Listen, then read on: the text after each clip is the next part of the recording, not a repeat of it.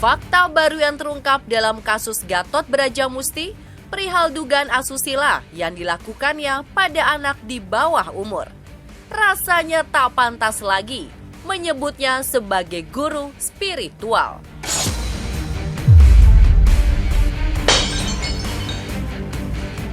Sekitar 100 orang anak di bawah umur yang dikabarkan menjadi korban kini dipayungi Komisi Perlindungan Anak Indonesia untuk memperoleh rehabilitasi mental dan psikologi. Berniat mengupas tuntas masalah ini, KPAI memanggil Elma Teana yang dahulu pernah jadi murid Padepokan Brajamusti untuk dimintai keterangan.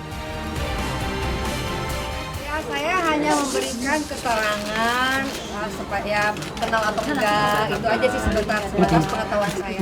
Kalau saya sih gini, saya nggak mau melebar ya, maksudnya somasi yang diberikan kepada saya itu kan nggak ada hubungannya dengan kasus yang dialami oleh Gatot sendiri. Jadi saya pengen fokus aja apa yang Gatot alami, ya misalnya narkoba, senjata api, asusila dan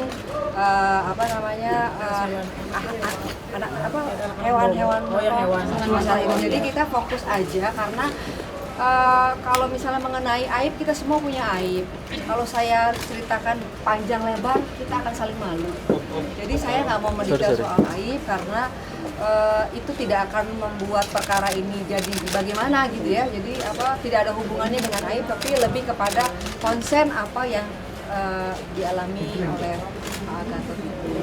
Saya nggak mau melebar dengan nggak mau membuka isu-isu yang baru lagi mengenai masalah aib. Saya cuma bilang kenal sama mereka dan tahu kalau anak-anak itu memang di sana, tapi sepanjang penglihatan saya, sepanjang ini saya nggak melihat secara langsung.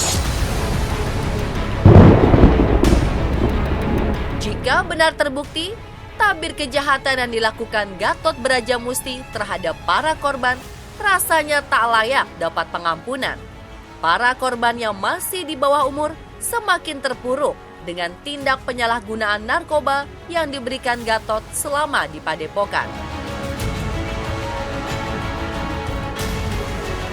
Kemudian concern kita anak-anak yang pada saat dia berada di lingkungan DB terpapar penyalahgunaan narkoba, sekarang usianya sudah dewasa dan kita juga mengkonfirmasi apakah masih di dalam kondisi adiksi.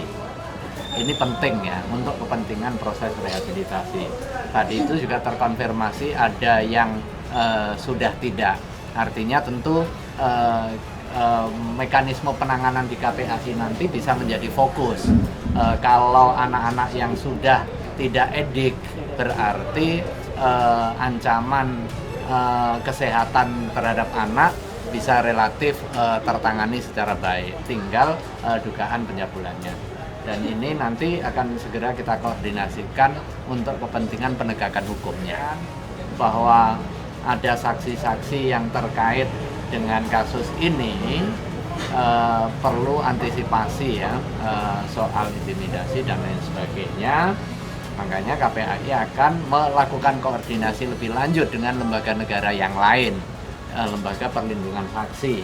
Tadi saya sudah komunikasi dengan pimpinan, dengan ketuanya langsung, termasuk juga permintaan untuk perlindungan terhadap saksi. Lalu, benarkah Aliyah putri penyanyi Reza Artamevia menjadi salah satu korban kejahatan seksual yang dilakukan Gatot dalam kapasitasnya sebagai guru spiritual? Yang pasti tadi terkonfirmasi kenal kan, kenal anak, kemudian terkonfirmasi pernah menggunakan di lingkungan itu. Nah, soal kepentingan penegakan hukum tentu nanti di kepolisian. Akan tetapi apa yang kita temukan di dalam proses pemastian perlindungan anaknya akan juga kita sampaikan ke kepolisian agar bisa menjadi salah satu referensi di dalam